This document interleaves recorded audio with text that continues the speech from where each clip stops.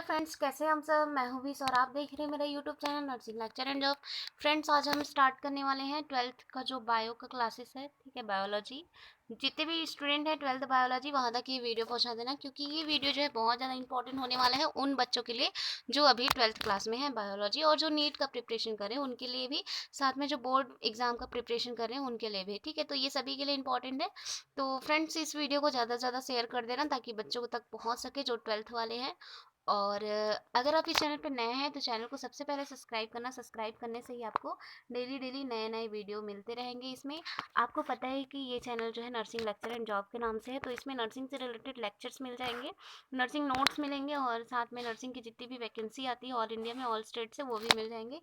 साथ में पैरामेडिकल की भी वैकेंसी मिल जाएंगी। तो आज से इसमें स्टार्ट एक और वीडियो बना हुआ है 12th वालों के लिए, लेकिन उसमें जो है बुक से क्लास था, ठीक है, बुक का ही दिया हुआ था, लेकिन यहाँ पे हम नोट्स से पढ़ेंगे ताकि आप लोग के लिए और ज़्यादा इजी हो सके। तो आज से हम लोग नोट्स से पढ़ने वाले हैं। तो ये हमारा फर्स्ट जो चैप्टर है उसमें का फर्स्ट पार्ट है। इसका एक और पार्ट है आप लोगों के लिए वीडियो, ठीक है, ये पार्ट फर्स्ट है, और इसका सेकंड पार्ट सेकंड वीडियो में मिल जाएंगे आप लोग को। तो फ्रेंड्स, इस वीडियो को ज़्यादा से ज़्यादा शेयर करना ताकि ये सारे बच्चों को मिल सके और वो अपना एग्ज़ाम की प्रिपरेशन अच्छे से कर सके, ठीक है। अगर आप इस वीडियो को देखकर करते हैं तो आपको कोचिंग करने की भी नीड्स नहीं पड़ेगी, आप घर बैठे इसका तैयारी कर सकते हैं। तो चलिए स्टार्ट करते हैं हमारा फर्स्ट चैप्टर। तो यूनिट फर्स्ट है जनन, यानी कि रिप्रोडक्शन। तो फर्स्ट अध्याय जो है आप लोग का, फर्स्ट यूनिट, फर्स्ट चैप्टर, जीवों में जनन। ठीक, तो जीवों में जनन क्या होता है। जीवों में जनन का मतलब ये है कि जीव जो है, यानी कि जैसे ह्यूमन बॉडी को मान लीजिए आप लोग, मनुष्य को मान लीजिए, वो अपने ही समान संतान जन्म करता है, उसी प्रोसेस को बोलते हैं जनन, ठीक है। जनन यानी कि रिप्रोडक्शन। तो यहाँ पे सबसे पहले हम लोग देख लेते हैं अकॉर्डिंग टू बुक और अकॉर्डिंग टू सिलेबस हम लोग पढ़ेंगे। तो यहाँ पे जीवन अवधि क्या होती है।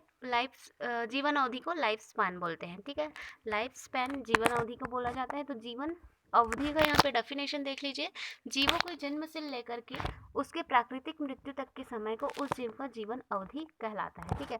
तो जैसे कि हम अभी बर्थ लिए हैं, तो बर्थ से हमारे डेथ तक का जो टाइम रहेगा, उस टाइम पीरियड को क्या बोलेंगे, जीवन अवधि, ठीक है। बर्थ टू डेथ, तो इसको क्या बोलते हैं, जीवन अवधि। जीवन अवधि यानी कि लाइफ स्पैन का मतलब है जन्म से लेकर के प्राकृतिक मृत्यु तक के टाइम को क्या बोलते हैं, जीवन अवधि बोला जाता है। फिर उसके बाद आता है आपका जनन। जनन को बोलते हैं इंग्लिश में रिप्रोडक्शन। जनन का मतलब ये होता है कि अपने ही समान संतान उत्पन्न करना, जैसे कि जो पेरेंट्स है वो अपने ही समान बच्चे बनाते हैं, तो उस जो प्रोसेस है उसको रिप्रोडक्शन बोलते हैं, फिर जनन बोला जाता है हिंदी में। और ये दो टाइप के होते हैं, टाइप्स ऑफ रिप्रोडक्शन या टाइप जनन के प्रकार, ठीक है। तो अलैंगिक जनन और लैंगिक जनन। तो अलैंगिक जनन को एसेक्सुअल रिप्रोडक्शन बोला जाता है और लैंगिक जनन को सेक्सुअल रिप्रोडक्शन बोला जाता है, ठीक है। फिर हम लोग पढ़ते हैं पहला अलैंगिक एसेक्सुअल रिप्रोडक्शन। तो इसमें क्या होता है कि सिर्फ एक जनक की आवश्यकता होती है, यानी कि यहाँ पे आप देख रहे हैं कि एक जनक का मतलब ये है कि जैसे कि एक ही पेरेंट्स जो है अपने समान जो है बच्चे बना लेगा, ठीक है, वो अलैंगिक जनन के अंदर आता है।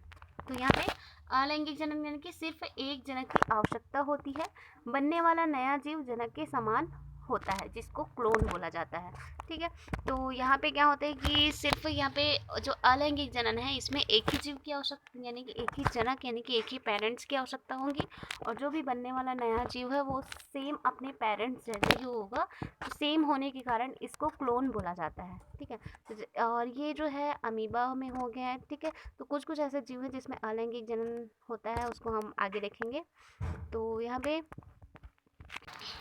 ठीक है, तो यहाँ पे जो अलैंगिक जनन है वो अमीबा वगैरह में पाया जाता है। इसको हम लोग आगे और देखेंगे कि कौन कौन से जीव में अलैंगिक जनन पाया जाता है। इसमें ये याद रखना आप लोग, सिर्फ इसमें एक ही जनक की आवश्यकता होती है और बनने वाला नया जीव जो सेम अपने जनक के समान होता है, जिसको क्लोन बोला जाता है। फिर आता है लैंगिक जनन।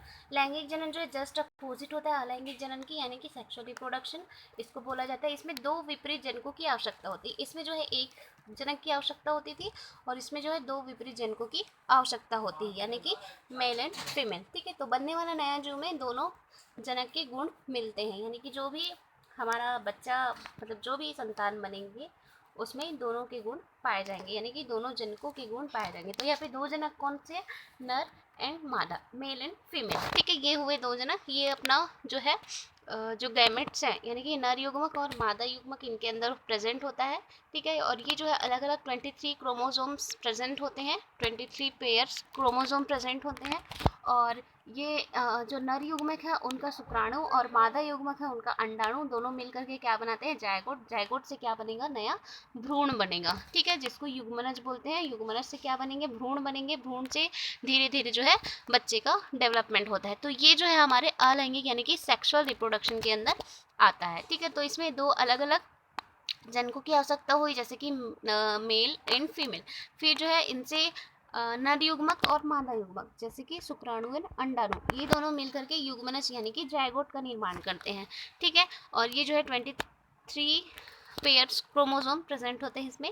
तो ये हमारा पूरा जो है अलैंगिक जनन के अंदर आता है। इसमें क्या होती है, दो विपरीत जनकों की आवश्यकता होती है, बनने वाला नए जीव में दोनों के गुण प्रेजेंट होते हैं, ठीक है।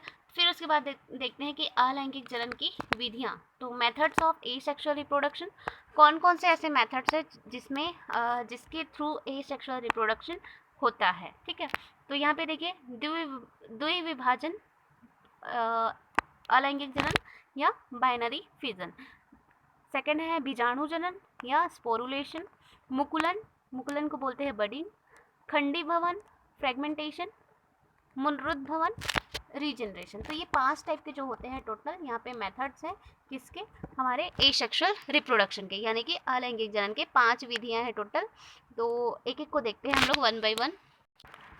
फ्रेंड्स ये रहे हमारे फर्स्ट जो विधि है वो है द्विविभाजन या बाइनरी फिजन, ठीक है। इसको बाइनरी फिजन बोलते हैं इंग्लिश में। तो यहाँ पे आप देख रहे हैं कि जीवों में सुकड़न होने लगता है और वो 2 भागों में विभाजित हो जाता है।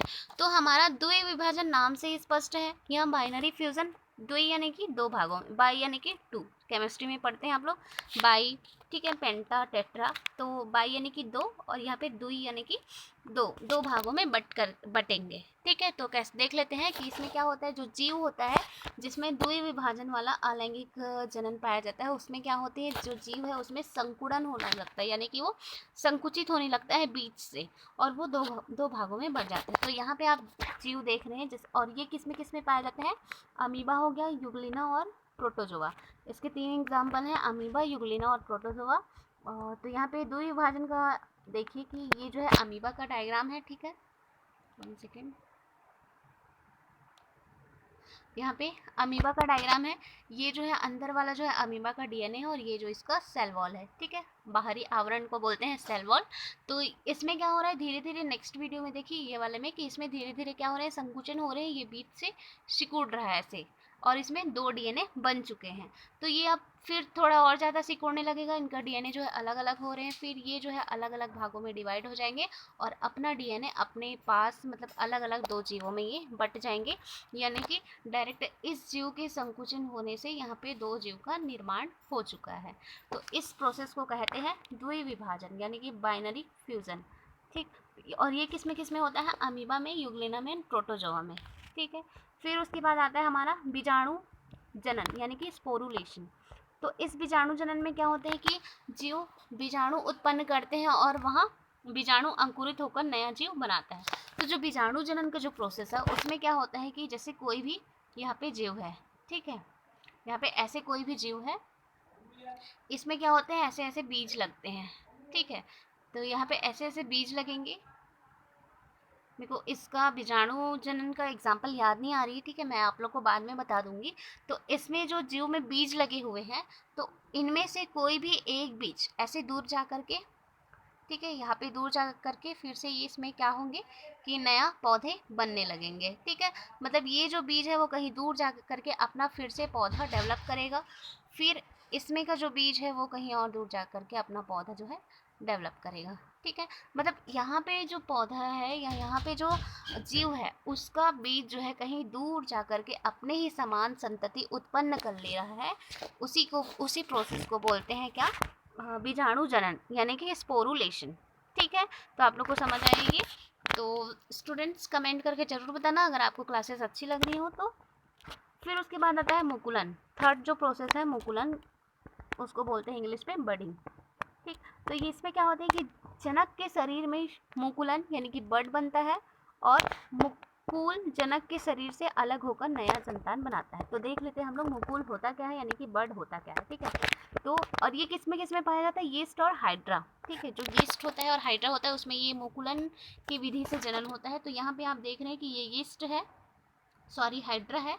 हाइड्रा का जो शेप है ऐसा है यहाँ पे, ठीक है। और यहाँ पे थोड़ा सा यहाँ पे इसका पार्ट अलग हुआ है ऐसे करके, फिर ये अपना शेप में आ गया है, ठीक है। तो ये जो अलग निकला हुआ पार्ट है, ठीक है, ये जो अलग निकला हुआ पार्ट है इसी को ही बोलते हैं बर्ड या मुकुल, ठीक है। यहाँ पे जो लिखा है बर्ड या मुकुल, ठीक है, इसी ही अलग हुए पार्ट को बोलते हैं मुकुल।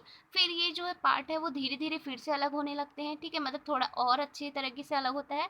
फिर ये एक टाइम ऐसा आता है कि ये पूरी तरीके से अपने जो जनक है उससे अलग हो जाती है, और ये वाला जो छोटा वाला पार्ट है वो अलग होने के बाद सेम इसी तरीके से अपने जनक के ही समान संरचना धारित कर लेता है, यानी कि अपने जनक जैसे ही आकार बना लेता है। इस प्रोसेस को बोलते हैं मुकुलन, यानी कि बर्डिंग, ठीक है। तो इस विधि में यही होता है कि ये जो हाइड्रा का है इसमें जो है बर्ड्स बनते हैं, ठीक है, बर्ड बनते हैं या मुकुल बनते हैं। ये अलग होकर के अपने जनक के समान ही अपना आकार बना लेते हैं, यानी कि अपने जनक के समान ही बन जाते हैं। तो इस प्रोसेस को बोलते हैं मुकुलन, यानी कि बर्डिंग। तो इसमें लिखा हुआ है कि मुकुल बर्ड मतलब जनक के शरीर में मुकुल बर्ड बनता है, यानी कि ये मुकुल बर्ड बना। फिर उसके बाद और मुकुल जनक के शरीर से अलग होकर फिर ये अपने जनक के शरीर से अलग हो गया है, ठीक है, यहाँ पे, और अपने जैसे नया संतान बनाता है।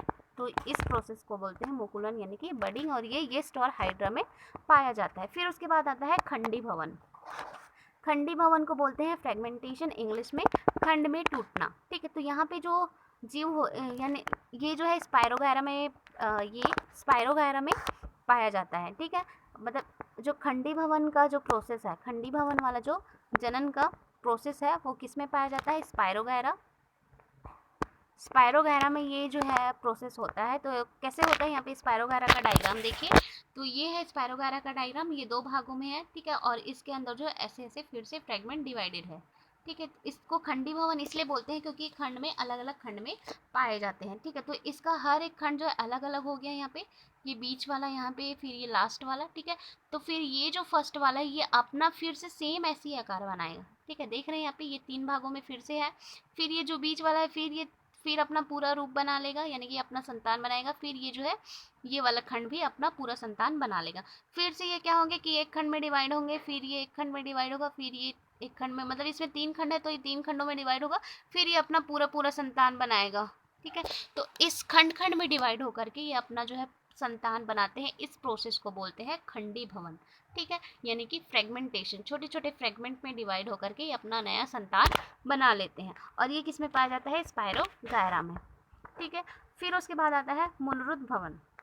मुनरुद्ध भवन यानी कि रीजनरेशन, मतलब कि कोई भी एक पौधा है उसका छोटा सा भी पार्ट लोगे और उसको ज़मीन में लगा दोगे या वो अपने ही आप ही नया पौधा बनाने लग जाता है कटने के बाद, ठीक है। जैसे छिपकली का पूछ वो अपने ही आप आ जाता है ना, फिर से कटा ही रहता है तो भी से कुछ कुछ छिपकली में, तो सेम उसी टाइप से होता है ये रीजनरेशन, यानी कि मुनरुद्ध भवन। तो इसमें क्या होता है, जीवों के कटे हुए भाग से नए संतान उत्पन्न होना, ठीक है। यानी कि इस जो प्रोसेस है, इस अलैंगिक जनन के प्रोसेस में क्या होता है कि जो जीव होते हैं उसके कटे हुए भाग, यानी कि जैसे ये हमारा प्लेनेरियम है, ठीक है, ये, और ये सबसे ज़्यादा जो प्रोसेस है प्लेनेरियम में पाया जाता है, ठीक है। प्लेनेरियम, अमीबा, हाइड्रा, स्पंज, ठीक है। तो ये सारे में क्या पाया जाता है, मुनरुद्ध भवन, यानी कि रीजनरेशन का जो अलैंगिक जनन है वो पाया जाता है। यहाँ पे आप देख रहे हैं कि ये प्लेनेरियम है, इसको कितनों भी भागों में काट लो आप लोग, एक टुकड़ा भी काट लो, ठीक है, इसका टुकड़ा वो अपना अलग से यहाँ पे प्लेनेरियम बना लेगा, ठीक। जैसे आप लोग गुलाब का पौधा देखे होंगे, तो गुलाब का जो है उसको एक उसका कलम को कहीं भी ले जाके लगा दोगे तो वो अपना नया पौधा बना लेता है, ठीक है। उसी प्रकार यहाँ पे कोई भी इसके भाग को काट के कहीं पे भी रख दो, ये अपना नया जीव यानी कि पूरा अपनी तरीके से संतान बना लेगा, ठीक है। इस प्रोसेस को बोलते हैं रीजनरेशन, यानी कि पुनः जनरेशन या मुनरुद्ध भवन, ठीक है। तो यहाँ पे एग्जाम्पल है इसका प्लेनेरिया, अमीबा, हाइड्रा, स्पंज, ठीक है। तो फिर यहाँ पे एक नोट्स लिखा हुआ है, इसको आप देखिए कि पौधों में अलैंगिक जनन को कायिकीय वर्धी जनन कहते हैं, मतलब कि ये जो है जीव है, ठीक है, उस और जो पौधे होते हैं उसमें भी जो अलैंगिक जनन होता है उसको कायिकीय वर्धी जनन कहते हैं। ये आप लोग 11th क्लास में पढ़े होंगे अच्छे से, ठीक। तो यहाँ पे हम लोगों ने पूरा अलैंगिक जनन के 5 टाइप्स पढ़े। कौन कौन से? द्विविभाजन यानी कि इसमें संकुड़न होगा और ये 2 भागों में डिवाइडेड हो जाएंगे। बीजाणु भवन या बीजाणु जनन, इसमें क्या होंगे? स्पोरुलेशन में कि जो हमारा जीव है उसमें बीज बनेंगे और वो बीज कहीं दूर जा करके अपने जैसे फिर से संतान नया बनाने लगेगा। ठीक है, फिर उसके बाद आता है मुकुलन यानी कि बडिंग। इसमें क्या होता है कि ये हाइड्रा में और यीस्ट में पाया जाता है। तो यहाँ पे ये बर्ड्स बनाता है और ये बर्ड्स जो है अलग होकर के अपने मतलब जनक से अलग होकर के अपने ही समान ये संतति बना लेता है। ठीक है, इसको बोलते हैं बडिंग या मुकुलन। फिर खंडी भवन फ्रेगमेंटेशन में होता है कि ये खंड खंड में डिवाइडेड हो जाते हैं और हर एक खंड जो है अपने जैसे समान संतति बना लेता है। ठीक है, ये जो है स्पायरोगायरा में पाया जाता है। फिर यहाँ पे मूलरूप भवन यानी कि रीजनरेशन में ये है कि जो भी जीव इसके अंदर आता है इस अलैंगिक जनन में, वो क्या होते हैं? अपने जैसे ही समान छोटे छोटे, मतलब इसको कितनों भी खंड में डिवाइड कर दो, कितनों भी इसका छोटा सा पार्ट भी ले लो, ये अपने जैसे समान नया जीव बना ही लेगा। ठीक है, तो ये जो है मूलरूप भवन यानी कि रीजनरेशन में पाया जाता है। इसके example planaria, amoeba, hydra, sponge. ठीक, तो और जो पौधा में अलैंगिक जनन होता है उसको कायिक जनन या वर्धी जनन कहते हैं। ये आप लोगों ने 11th में पढ़ा होगा। तो ये हमारे 5 टाइप्स के हुए अलैंगिक जनन के मेथड्स। तो फ्रेंड्स, यहाँ पे हमारा फर्स्ट पार्ट कंप्लीट होता है जीवों में जनन का, जो कि अलैंगिक जनन था हमारा। हमने देखा इसमें लाइफ स्पैन देखे, जनन क्या होता है उसको देखे, टाइप्स ऑफ रिप्रोडक्शन देखे। फिर उसके बाद अलैंगिक जनन क्या होता है, लैंगिक जनन क्या होता है वो देख लिया। फिर उसके बाद अलैंगिक जनन की विधियाँ देख ली। ठीक है, अब हम लोग नेक्स्ट पार्ट्स में, नेक्स्ट वीडियो में हमारा रहेगा कि लैंगिक जनन होता क्या है और जो अलैंगिक जनन के कुछ कुछ और प्रोसेस वगैरह, स्टेप्स वगैरह हम लोग देखेंगे। तो आई होप कि आपको ये वीडियो क्लासेस अच्छी लगी होगी। कमेंट करके ज़रूर बताना और ज़्यादा से ज़्यादा वीडियो को शेयर कर देना ताकि सारे स्टूडेंट्स, सारे बच्चों को ये क्लासेस मिल सके, ये नोट्स मिल सके। आप इस नोट्स को अपने कॉपी में भी लिख लेना ताकि आपको एग्ज़ाम के लिए तैयारी करने में हेल्पफुल मिले। ठीक है, तो ठीक है फ्रेंड्स, मिलते हैं हमारे नेक्स्ट वीडियो पे। तब तक के लिए bye bye, wish you all the best and good luck.